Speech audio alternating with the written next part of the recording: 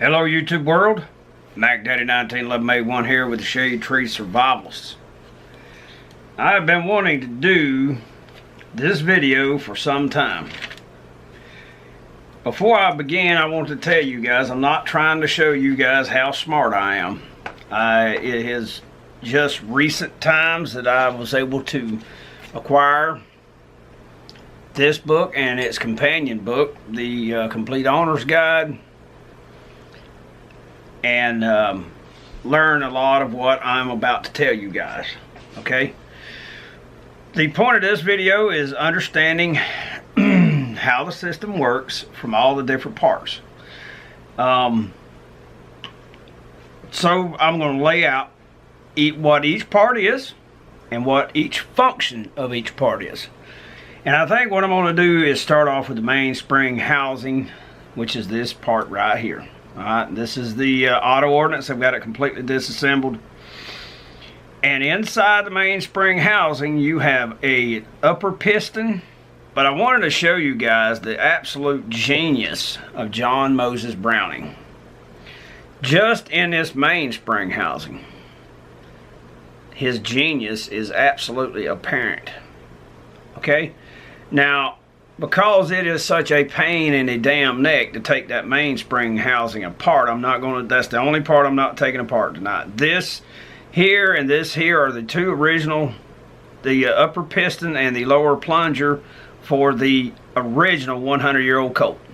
Alright, there's a massive spring that goes in between these two that provides the motive power to fire the hammer, to trip it and to propel it forward to slam into the firing pin. We will discuss that more in a bit. But let me show you this right here. You see this little cutout right here in that pin? And you see the pointed end on this, the plunger right here. You see how it's conical? That conical end snaps down into that slot in that pin.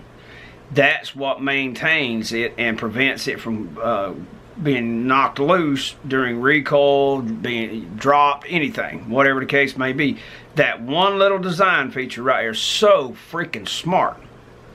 And like I said, the only thing out of this that's missing is the hammer spring, the main spring.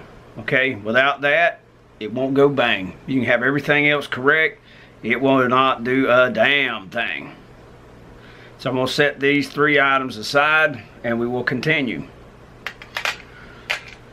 Alright, we've got the strip frame minus the plunger tube and its two plungers. I left them alone. I did the little kink in the spring so it would maintain it, and that's exactly the point. That's what we wanted to do. You have your bushings that are in the frame, and that is it. And of course the ejector. I will talk about that later. So let's start out. I've got everything wrote out here, and I will describe each in turn as we go along. The 1911, its parts and their functions.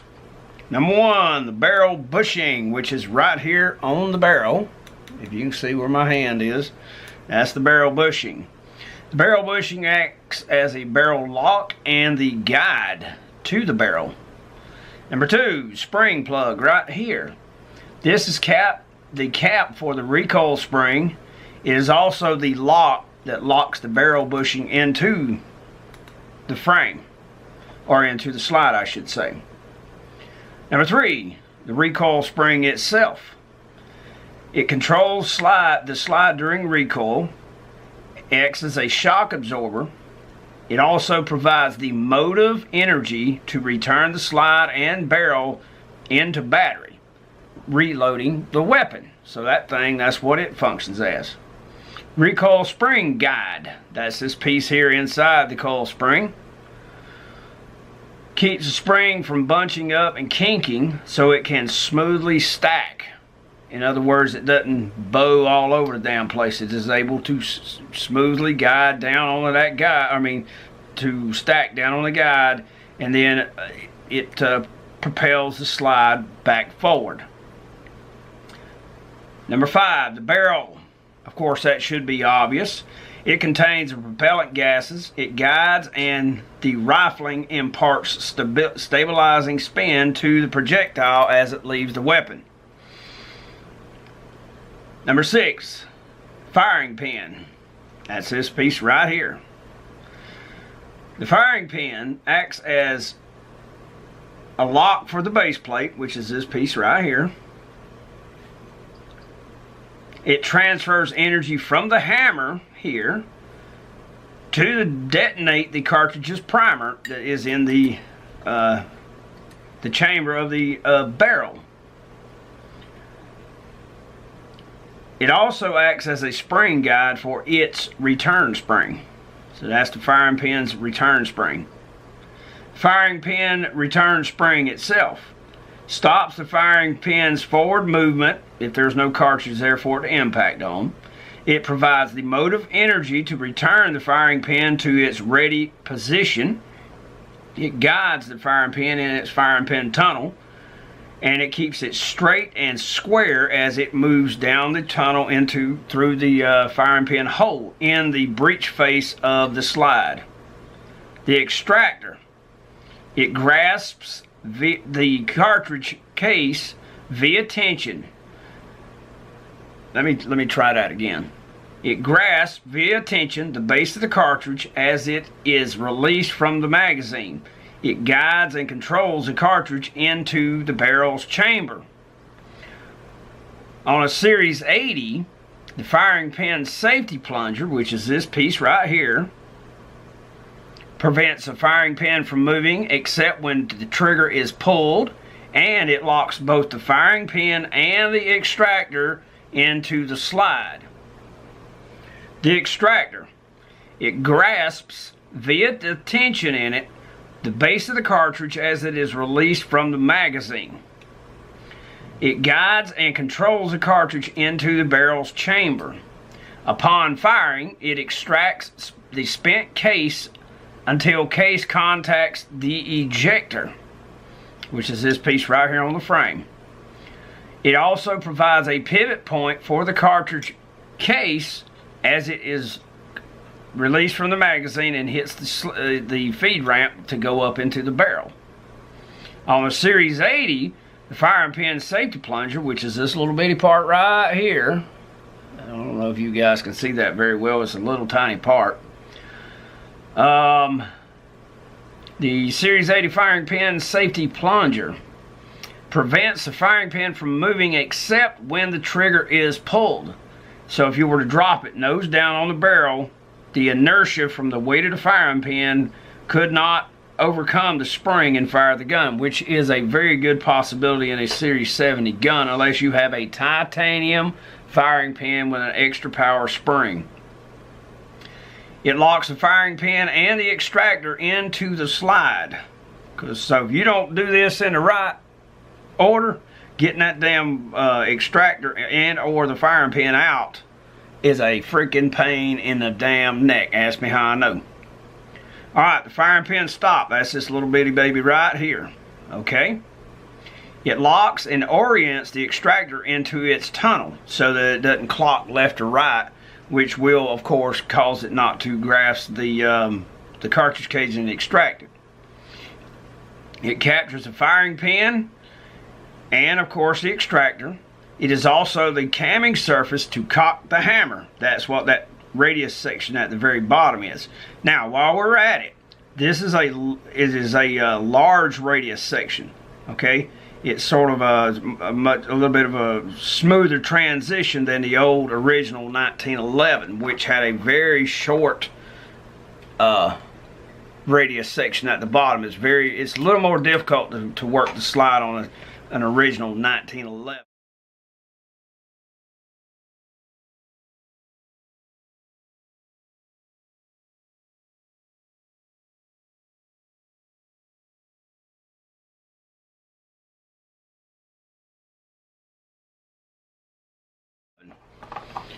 That was one of the A1 modifications most people don't even know about, but that's one of the modifications where they modified that radius section so it's a little bit easier for you to work the slide on a A1 model forward. The small ray, okay, I covered that. Number 10, the slide itself provides a sight plane and a base for the sights. Provides the architecture for the barrel bushing, extractor, firing pin, and firing pin stop. Its primary role, it transfers the energy from the fired cartridge to the hammer to reset the gun. In other words, to cock the hammer. It also provides the motive power energy to cycle the gun to self-load. But it's also, let me flip it up, it also is the rear of the breech. Okay, that breech face in there, that is the rear of the chamber. Okay, the other thing is what this section right here is what operates the disconnect, which we will talk about here in a moment. All right, the plunger tube and its plungers here on the frame. All right, you have the big one in the rear for the thumb safety, and the front one here for the slide lock. It provides retaining tension onto both the slide lock and safety lock, aka the thumb safety, to prevent them from falling out of the damn gun, which you guys have seen on the 100-year-old gun, where it tends to work out and lock the slide open, and or the thumb safety. The other day in one of my videos, it just popped right out. Pretty please. It also provides spring tension for positive position actuation. In other words, when you snap the thumb safety on, it maintains it and prevents it from working its way back down.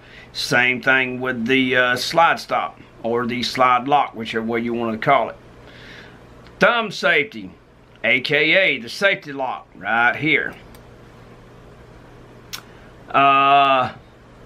The safety lock prevents the hammer from falling even if the sear is missing and or broken, which is this little tiny bitty piece right here. That's the sear. And I've got them all put together here out on the paper so you guys can get it. I'll zoom in on it here in a little while, but this is what it all looks like. Okay. The thumb safety also provides positive, firm locking of the fire control system. It prevents the trigger and or sear from moving when it is engaged. It also prevents the slide movement when engaged. In other words, if you lock that thumb safety up into this notch right here on the slide, you could actually punch someone and it will not work to slide and eject or jam the damn gun.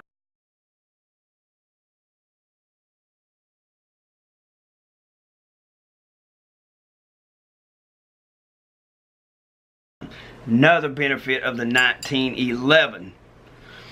It also provides a thumb rest when being when you're gripping it, and you can put your thumb there. It retains the hammer and sear pins, which would be here and here, in the frame. It also is the tang safety pin. That is the pin that retains the and you can see me moving it around. The thumb safety, thumb lock, retains the tang safety in the frame and provides it a pivot point. Let's see, the hammer. Here we go. The hammer transfers energy from the mainspring, which we just discussed earlier, to the firing pin when it strikes the firing pin to fire the cartridge.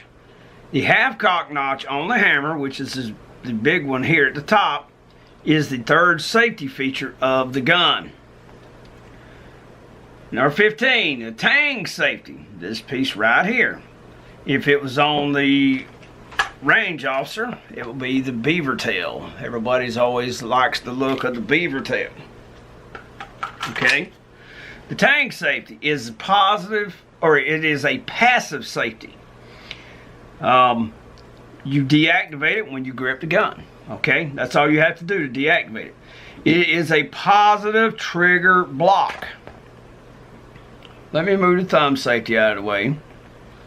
And it's slightly out of position.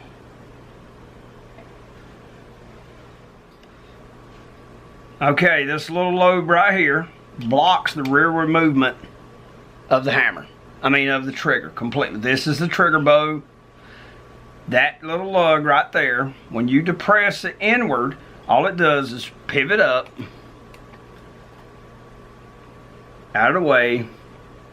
And this is not exactly correct, but it'll pivot completely up out of the way like that, and it'll miss the trigger bow completely. Okay, that's its function. That is what it is doing. All you do is grab the gun in a firing grip, and bam, it is deactivated. So why people blow a gasket over that, I do not know. Alright, so we discussed the tang safety, and I've got my parts out of whack just a little bit, but it'll be alright. On more modern guns, the beaver tail version of the tang safety adds a touch of elegance to the gun. Also, it enables you, because they cut out the frame a little more, get a higher grip on the gun so that your hand is more in line with the bore axis of the barrel, so it mitigates the muzzle flip a little bit. Number 16, the mainspring housing. We've already covered that, but let us go over it again. It provides positive motive power to the hammer via the hammer strut. And you cannot really see it behind it, but this is the hammer strut that comes up to the hammer. It traps the tang safety in because there's a little ledge on the bottom of the tang safety, and there's a ledge here, and it captures it behind that, and that's what maintains it there. It retains a leaf spring right here. The leaf spring controls the trigger, the sear, and the disconnect, as well as it provides the energy to push the tang safety back out. That's your leaf spring. It was also the original adjustable grip. Okay, this one, it represents the A1 model, had the arch mainspring housing. This is a real deal 1911, and you can see it is flat. Okay, of course the grips panels, the stocks themselves, also do the same thing, adjustable grip. It also, the original had a lanyard loop to prevent being lost if it were dropped while a cavalry soldier was mounted. This one has the lanyard loop. The A1 Auto Ordnance has the lanyard loop. Alright, remember this gun was designed when the U.S. Army still had a cavalry, and the guys would be riding horses and so forth, and you know, when a horse gets out of control or bucking or whatever, you may have to let go of the gun in order to prevent your butt from being thrown off. So the lanyard loop, you know, they would have a lanyard attached to your clothing or whatever, and even if the thumb safety was off, the tang safety prevented the gun from going off. The number 17, the magazine catch, right here. You can see its relation with the trigger, which it's out of position a little bit, but it captures and maintains and controls the magazine, okay, within the frame. It also is the trigger stop. Alright, number 18, the stocks, the grip panels. Dig one of those out. There you go. That is your primary gripping surface. They can be very thin or they can be thick. They can be different types of material so that you can adjust the grip on them. They can be smooth. They can be, you know, for gripping surface and for beautifying. They can be thicker, thinner, whatever the case may be, depending on your hand and your taste. Number 19, the disconnector right here. Let me move the thumb safety out of the way and reorient that booger like it should be. Here's your disconnector. The disconnector connects the trigger bow here to the sear, and it's all out of whack. Let me see if I can get it up here like it's supposed to. Okay, ladies and gentlemen, that's what we're looking at. I'm trying to get this thing lined up. Alright, this is in its fully upright position. Okay. And the gun, let me see, make sure I got it squared away right here now, because the magazine will be in there and it'll be pushed around. I think that is right. And what happens, it fires, the gun goes to the rear the way the camming surface works, it pushes it down, and then you move the hammer out of the dang way, and I didn't have it all the way in its fire, or in its cocked position anyway. But anyway, you can see it is able to move. The sear is able to move. Alright? You push it back up when it goes back in its little camming surface. The trigger cannot move anymore. Okay? So down. And I'll get it to get doing its damn deal here in a minute. You can see it can move. Alright, let me get my finger out the damn way.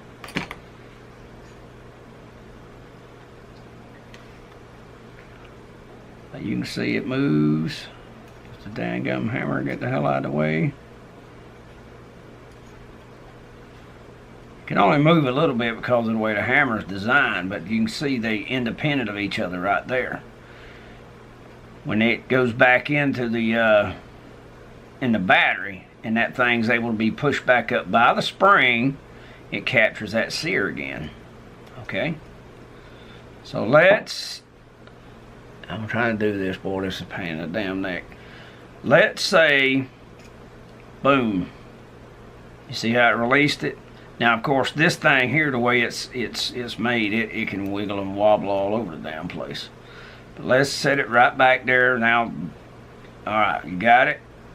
The trigger, and we've got that power. I'll tell you what, ladies and gentlemen, trying to do this for the camera is a pain in the damn neck. Alright, look, I had it upside down. Anywho, your hammer comes in, I mean, you press the trigger, it releases that hammer, the hammer can fall.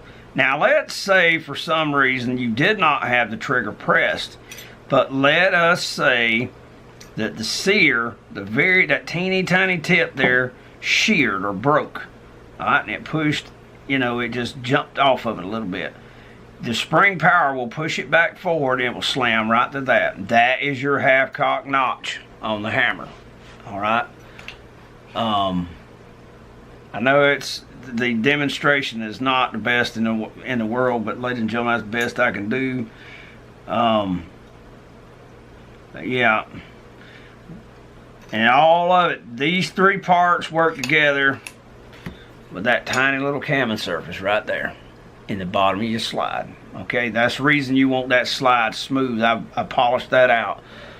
The majority of the machine marks and so forth out of that damn slide. I want that baby right as rain. So now that you've seen that, you know what it looks like now and how everything's supposed to work.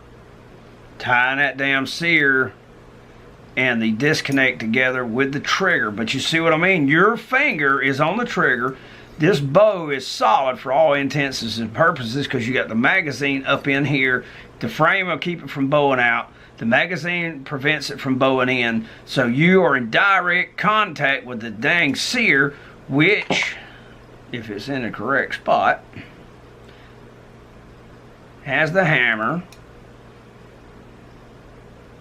Alright, the spring's pushing it up this way.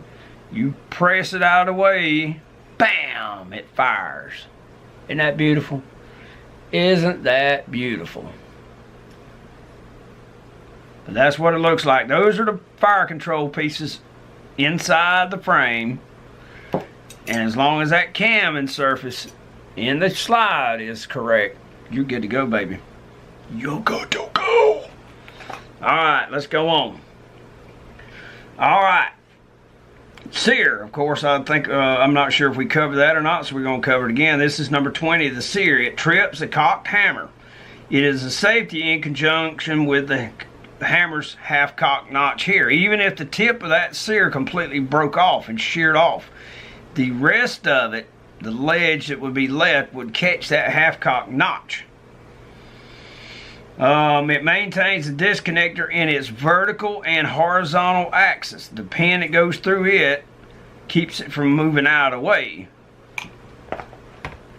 But if you pull that pin out, alright, see that square hole? okay? But it rides, and I'm gonna be gentle with that damn sear. It rides right there in that slot in that sear. Let me set it up there. Maybe I won't mess up the camera shot. And then the pin itself slips right through there. Okay, so that's what it looks like. And the sear itself is maintaining it side to side and so forth. So it's maintaining that position, but it's got to have a little bit of wiggle room, okay? And y'all can see that we flatten that baby out and we polish the sides of both parts. Isn't that beautiful? Beautiful, beautiful, beautiful. All right, now onward and upward. The frame, number 21, the frame itself. Let us move this on out of the way. All right, its primary purpose of the frame, it is the architecture for all the other parts. It provides a human interface, aka the ergonomic interface for the human hand, so you can grip, control, aim, and fire the weapon. Number 3, it contains and orients the magazine and ammunition, presenting the bullet of the cartridge at the correct angle to the feed ramp. Number 3, it contains the identifying serial number. And I think the other day I said in the very first video that it was 29 or 29, but it's actually 39279. AOA 39279. And this is the giveaway gun. Number 4, it is a hard stop for the barrel's rearward movement.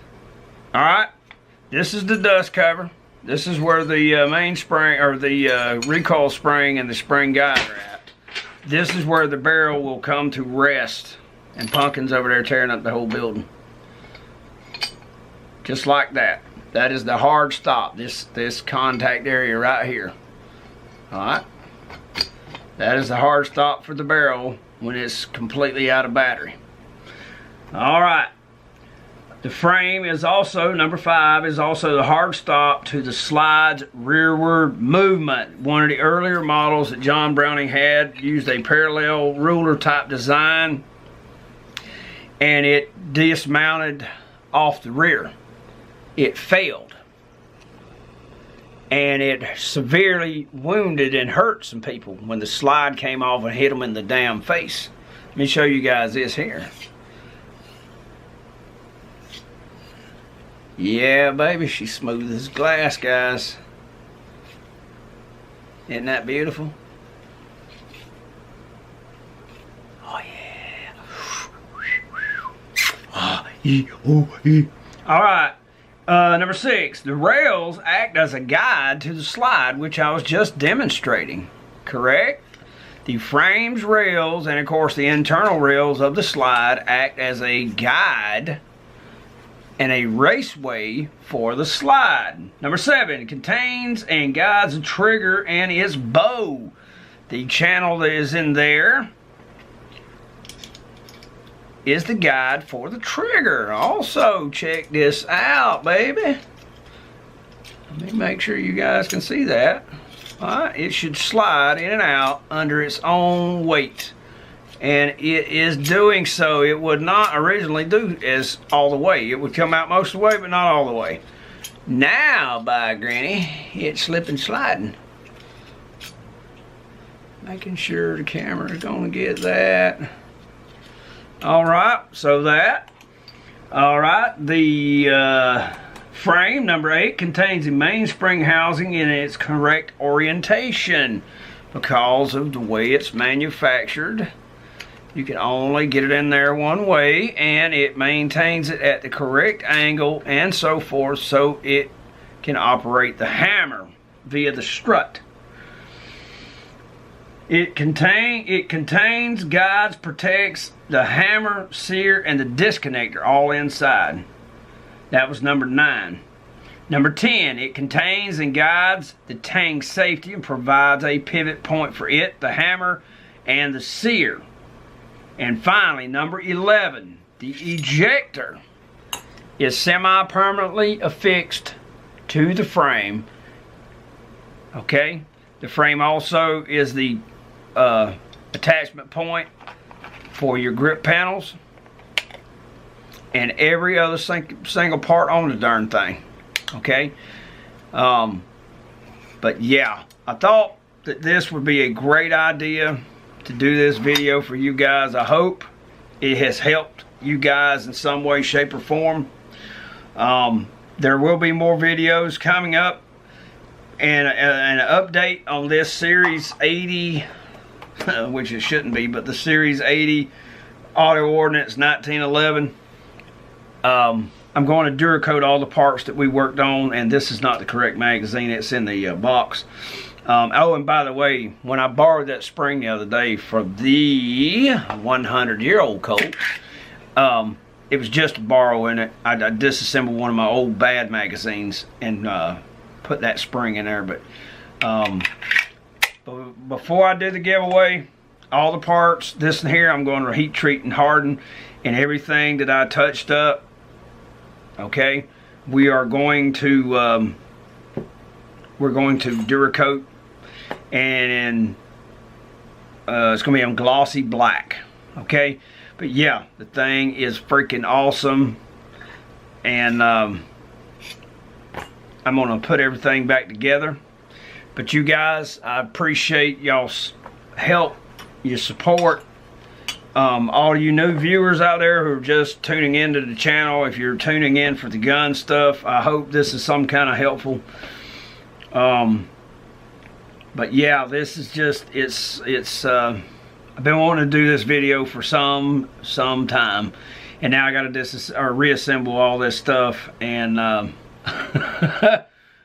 get started on that. But yeah, you guys, this is still an awesome freaking firearm. There's just no doubt about it. But anywho, without further BS, this is Mac Daddy 1911A1 with the Shade Tree Survivals. Thank you very, very, very, very, very much, everyone out there, to all the viewers.